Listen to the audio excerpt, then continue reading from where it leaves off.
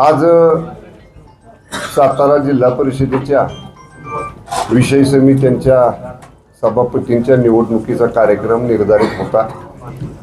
या संदर्भात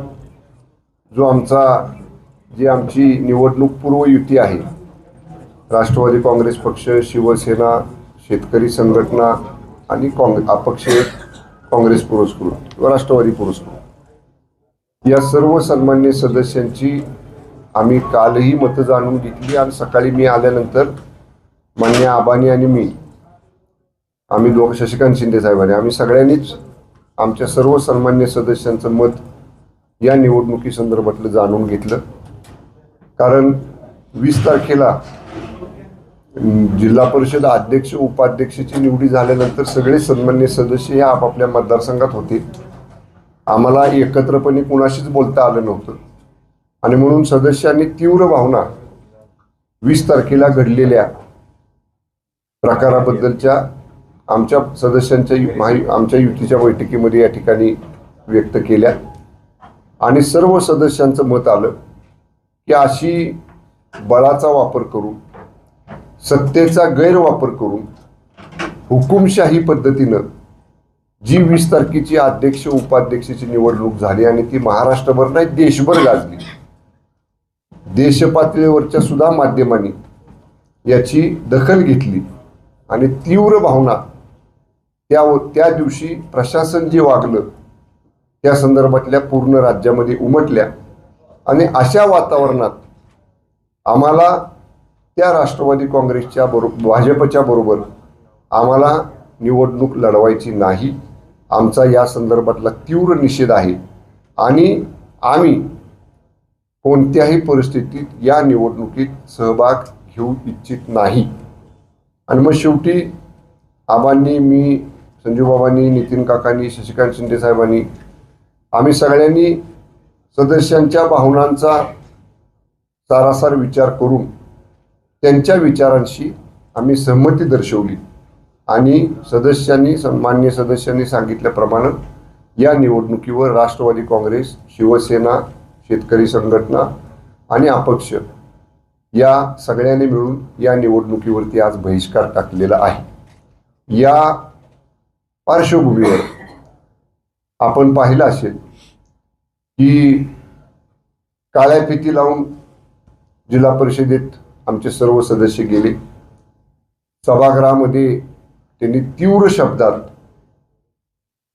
20 तारखेच्या घटनेचा आणि एकूणच सगळ्या बाबींचा या ठिकाणी जाहीर निषेध केला। एवढंच नाही तर यशवंतराव चव्हाण साहेब, लोकनेते बाळासाहेब देसाई साहेब, किसरनी राभा या सर्व दिग्गज, माननीय लक्ष्मण तात्या, श्रीमंत रामराजे, ह्या सगळ्या दिग्गजांच्या विचारांचा असणारा हा जिल्हा, यशवंत विचारांचा असणारा हा जिल्हा, या जिल्ह्यात पहिल्यांदा जिल्हा परिषद किंबहुना लोकल बोर्ड आणि त्यानंतर जिल्हा परिषद स्थापन झाल्यापासून जिल्हा परिषदेचे सदस्य काळ्या फिती लावून पायऱ्यांवर बसलेत, हा प्रसंग सातारा जिल्ह्याने पहिल्यांदा पाहिला। त्यामुळं या संदर्भातल्या भावना या आमच्या युतीच्या, आमची जी युती आहे पीपल अलायन्स, त्यांच्या तीव्र आहेत आणि म्हणून आज आम्ही आमच्या सदस्यांनी या निवडणुकीवरती बहिष्कार टाकला। असं जरी असलं तरी कामकाज करताना आमचे सदस्य त्यात सहभागी होतील, जिल्ह्याच्या विकासाच्या प्रश्नावर आमचे सदस्य आवाज उठवतील, आमच्या सदस्यांवर अन्याय झाला तर त्या संदर्भात एका सदस्या संदर्भातला काही प्रकार घडला तर आमचे सगळेचे सगळे सदस्य त्या सदस्याच्या पाठीमागं जिल्हा परिषदेमध्ये उभे राहतील। एवढंच नाही तर मान्य आबा, मी, नितीन काका, संजूबाबा, शशिकांत शिंदे साहेब, आम्ही सगळेजण या सगळ्या सदस्यांच्या आम्ही पाठीशी पूर्ण ताकदीने या ठिकाणी उभं राहू। आम्ही या व्यासपीठावर बसलेले सगळेजण हा जो प्रकार 20 तारखेचा घडला त्याच्यात वेगवेगळ्या वेळी आम्ही आमच्या भावना व्यक्त केलेल्या आहेत। आजही आमच्या त्या भावना तीव्र आहेत। त्यामुळं आमच्या सदस्यांचा जो निर्णय होता त्या निर्णयाशी आम्ही जिल्ह्यातले नेते म्हणून आमच्या युतीचे आम्ही संमती त्याला दर्शवलेली आहे। आपले काही प्रश्न असतील तर आबा बोलतील, 1 मिनिट बोला। पक्षाच्या वरिष्ठांशी माझ्या पक्षाच्या मी बोललेलो आहे, तसंच देसाई पण बोललो. साहेब हो. त्यांच्या वरिष्ठांशी. हो. त्यामुळे ह्या सगळ्या घटना आम्ही आमच्या वरिष्ठांबरोबर चर्चा केलेली आहे.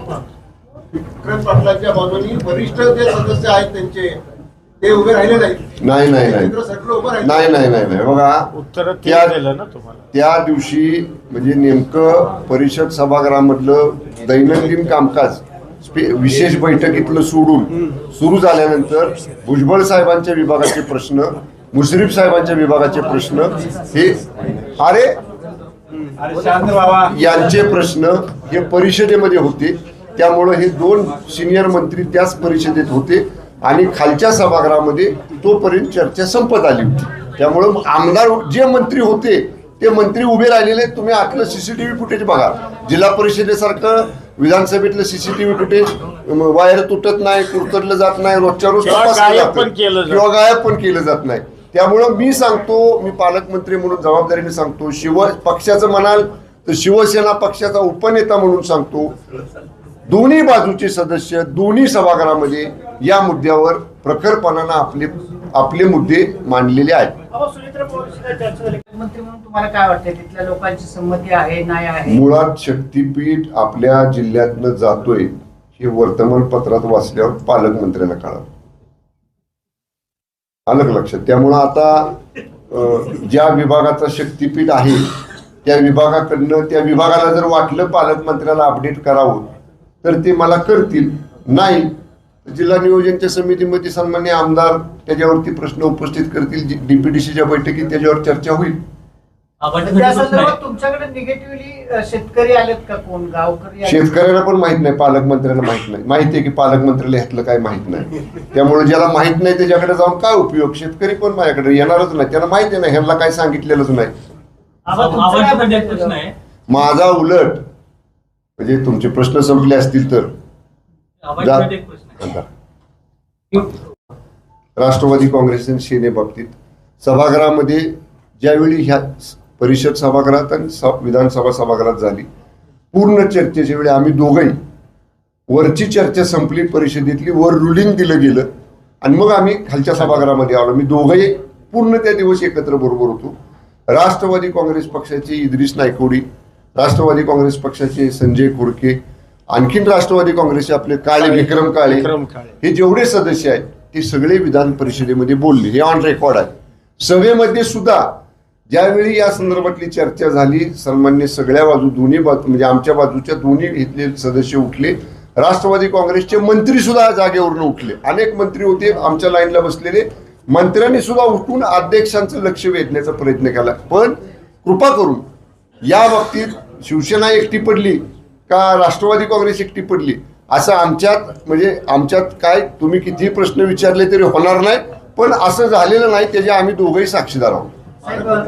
गणेश नाईकांनी परिषदेला आता असं होऊ शकतं किंवा काय विषय कसा आहे, ठीक आहे, राजकारणामध्ये जे पराजय, ठीक आहे, आज आमचे सदस्य फोडले, ती वेळ त्यांच्यावरही येणार आहे, आलं का लक्षात. शेवट कसं होईल आणि एक समजून घ्या, आम्ही काही काल राजकारणात आलेलो नाही, आलं लक्षात.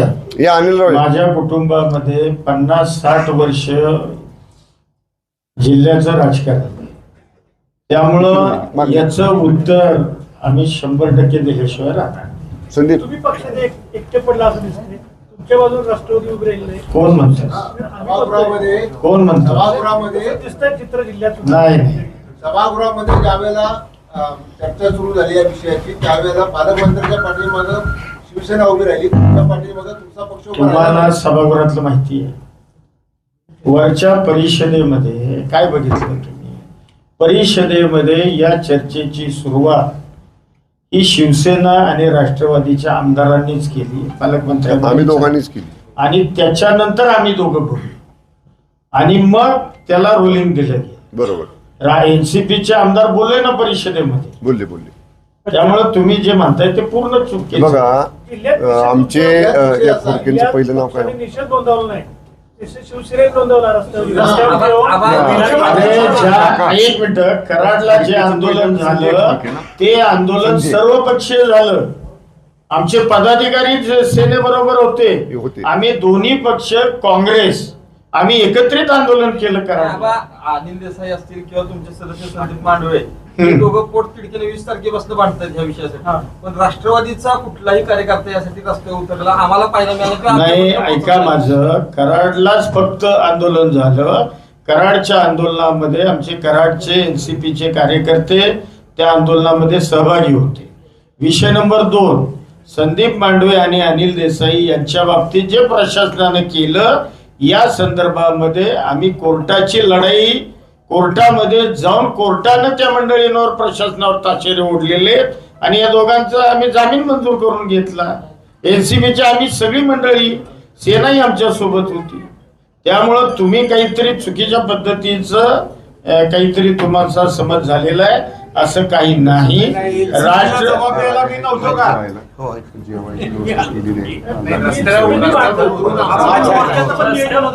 अहो रस्त्यावर कराडला सेनेसोबत आम्ही आणि काँग्रेस, साताऱ्यात पुढे शिवसेना उतरली होती ना आम्ही. या संदर्भामध्ये पुढची दिशा आम्ही ठरवू आणि तुम्हाला कळू. 1 मिनिट, मी फक्त एक शेवट तुम्ही करणार आहात. एवढ्यावर शेवट नसतो. सभापती निवडून 5 वर्ष कालावधी आहे ना जिल्हा परिषदचा, का संपला आज? नाही ना. सभापती निवडी झाले म्हणजे जिल्हा परिषदच्या राजकारणाचा कालावधी संपला असं नाही. तर 5 वर्षाचे आहे, महिना बी अजून झालेला नाही. आगे देखू, पुला खालनं अजून बरंच पाणी. हा आता सुरुवात झाली. हा, पण याचा हिशेब चुकता होणार. आम्ही जे बोलतो ते करून दाखवू. ठीक आहे. कामेश कांबळे, लता करणे असतील किंवा विराज शिंदे असतील, हे सगळे भाजपच्या मंत्र्यांच्या एकदम जवळचे होते. म्हणजे उमेदवाराची निवड करताना काही चुकी झाली, वाईट चुकी झाली का? राष्ट्रवादीचा प्रश्न. विषय कसा आहे, आम्ही काय जोर जबरदस्ती कुणाला उमेदवारी दिली का? त्यांनी आमच्या पक्षामध्ये प्रवेश केला, मुलाखती दिल्या, अधिकृतपणानं त्यांच्या मुलाखती आम्ही घेऊन त्यांची उमेदवारी अंतिम केली. आणि आता ज्यांनी पक्षाच्या विरोधामध्ये ज्यांनी भूमिका घेतली त्याच्यावर कायदेशीर कारवाई होणारच आहे. आमदार महेश शिंदेच्या बाबतीत काय? या संदर्भामध्ये 20 आणि 21 तारखेला जिल्हा परिषद 20 तारखेला जिल्हा परिषद अध्यक्ष उपाध्यक्ष निवडीच्या वेळी आमदार महेश शिंदे साहेबांच्या नेतृत्वाखाली ज्या 2 सन्मान्य सदस्यांना आपण AB फॉर्म दिलेले होते त्याचा विस्तृत अहवाल पक्षाच्या मध्यवर्ती कार्यालयामध्ये विशेषतः मान्य नेते मान्य उपमुख्यमंत्री शिंदे साहेबांच्याकडे माझा गोपनीय अहवाल मी सादर केलेला आहे. आता या संदर्भातला निर्णय मध्यवर्ती समिती, आमची शिस्तपालन समिती जी आहे पक्षाची, त्या मध्यवर्ती शिस्तपालन समितीची बैठक होईल. त्या अहवालावरती चर्चा होईल आणि नियमाप्रमाणे ज्या त्याला स्टेप्स आहेत त्यानुसार पक्षाच्या शिस्तपालन समितीमधनं या बाबतीतला निर्णय घेतला जाईल. संपवायचं नाही ना प्रश्न कोणाचे? शक्तीपीठ जे आपल्या जिल्ह्यातून जात आहे आता कसं आहे, आपण बघितलं की ज्याचा उल्लेख पालकमंत्र्यांनी केला, आज आम्ही बहिष्कार का टाकला? प्रशासनाचा प्रचंड वापर या मंडळींनी सुरू केला आणि त्यामुळं आज आम्ही त्या सर्व गोष्टींचा जाहीरपणाने निषेध केला की जो जिल्हा पुरोगामी विचारसरणीचा जिल्हा आहे, यशवंत विचाराचा जिल्हा आहे, या जिल्ह्यामध्ये जर लोकशाहीचा खून होत असेल तर हे आम्ही या जिल्ह्यातल्या मातीमध्ये आमचाही जन्म झाला, याच जिल्ह्याचे संस्कार आमच्यावर आहेत, त्यामुळं अशा पद्धतीचं राजकारण आम्ही कदापिही चालू देणार नाही. त्यांनी फोडाफोडीचं राजकारण केलंय, कशा पद्धतीनं त्यांचं राजकारण चाललंय, प्रचंड पैशाचा प्रशासनाचा बळाचा वापर करून प्रशासकीय त्यांनी या पद्धतीनं हा प्रयोग सुरू केलेला आहे. त्यामुळे त्याचा आज आम्ही जाहीरपणाने निषेध केलेला आहे. राज्यात तुम्ही मित्रपक्ष आहात, तिघही एकत्र युती आहे, तुमची माहिती आहे. असं असताना जिल्हा लेवलला अशा पद्धतीनं बीजेपी खाली उतरून तुमचे पक्ष फोडतंय किंवा तुमचे सदस्य फोडतंय, हे काय म्हणजे हे गंभीर आहे. तुम्ही पण सत्तेतच आहात ना? तुम्ही सत्तेत आहात, देसाई साहेब सत्तेत आहात. कसं आहे, या जिल्ह्यापुरतच मी बोलले, मुळामध्ये जिल्हा परिषदेच्या निवडणुका ज्या वेळेला जाहीर झाल्या त्यावेळेला या जिल्ह्यातल्या भारतीय जनता पार्टीनं आम्ही स्वबळावर इलेक्शन लढणार असं त्यांनी जाहीर केलं.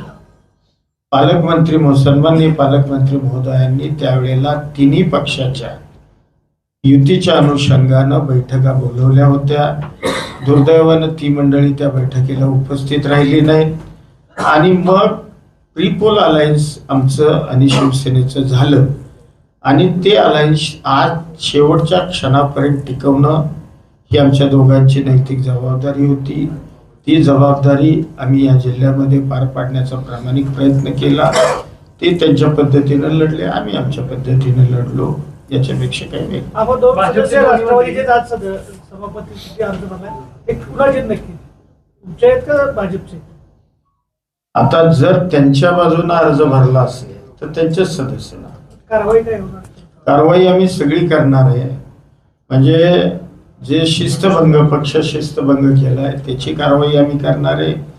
जे 20 तारखेला जी घटना जी बेकायदेशीर अध्यक्ष उपाध्यक्ष त्या पदावर बसलेत या संदर्भामध्ये सुद्धा आम्ही कोर्टामध्ये जाऊन सन्मान्य कोर्टाला आम्ही या संदर्भात न्याय मागणार. आपण कामेश कांबळे आज गैरहजर दिसले. ते नेमके कुणाचे? आता ते गैरहजरच होते. त्या संदर्भामध्ये सगळेच संदिग्ध आहोत. अलग लक्षात बघूया काय पुढं. काही ते फॉर हॉटेलला पण होते, फॉर हॉटेलला पण होते ते. काही मंत्री महोदयांची त्यांनी भेट घेतली. नाही तर आम्हाला काही माहित नाही. ते फोनला होते ते त्यांनाच विचारा, कारण फोनला काय आम्ही नव्हतो. त्यामुळे ते कुठं होते काय हे आम्ही सांगू शकतो. कालपर्यंत वाटाघाटीच्या चर्चा सुरू होत्या अशा प्रकारच्या गोष्टी? नाही, काही वाटाघाटी काहीच नव्हत्या. तशा पद्धतीचा कुठलाही प्रस्ताव ना त्यांनी ना आम्ही अशी कुठल्याही वाटाघाटीची चर्चा झाली. भाजपची काय बैठक वगैरे झाली का? त्याची चर्चा ते सांगतायत ना वाटाघाटी नाहीत म्हणून. झाली का बैठक? सांगतायत ना मी नाही म्हणून. सांगितले नाही, नाही, क्लिअर सांगितलं.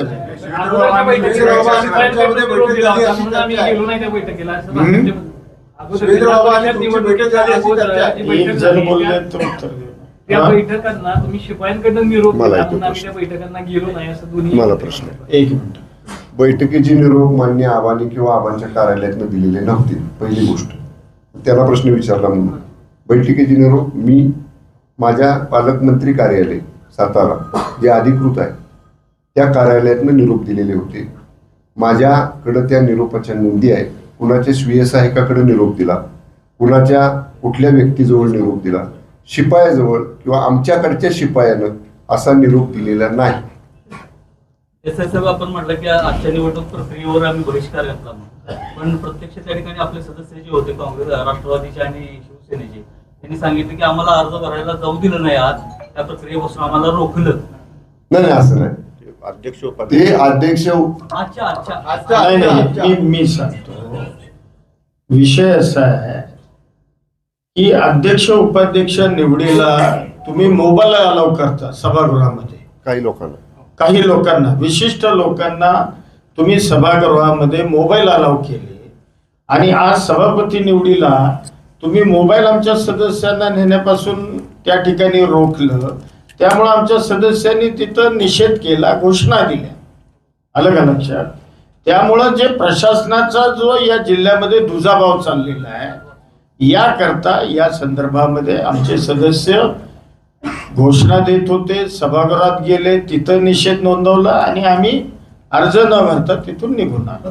कारण मुळामध्ये 12च्या नंतर आमचे सदस्य सभागृहात जाऊ शकले. 12:10 आलं का लक्षात?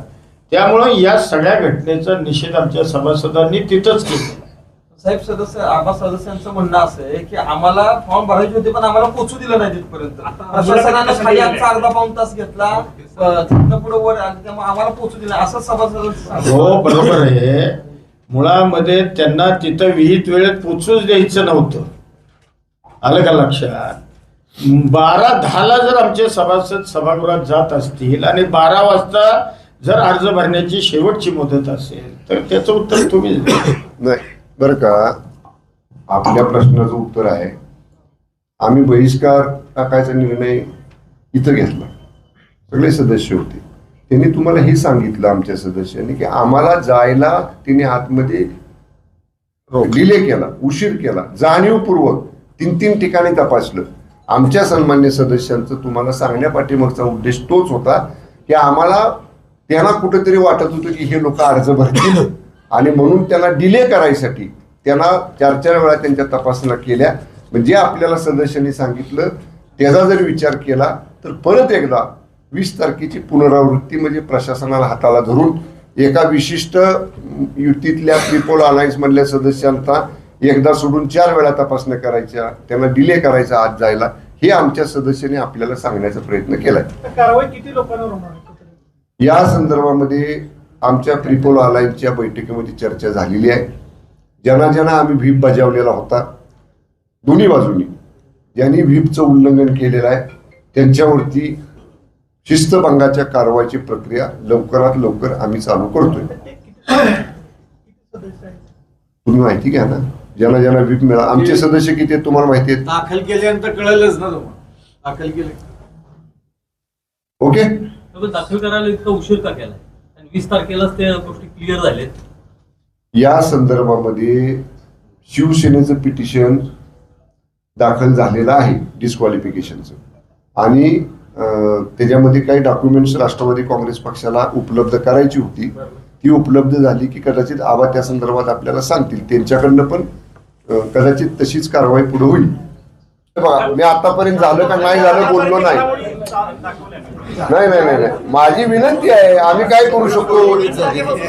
4थ्या स्तंभाला विनंती आहे. माझं म्हणणं आहे ह्याच्यात जस्टिफाईड कोण आहे याचं तुमचं स्पष्ट मत द्या की ह्याच्यामध्ये कोण चुकला. आपण पाहतात क्रांती सूर्य न्यूज सातारा. आमच्या चॅनलला लाईक आणि सबस्क्राईब करा.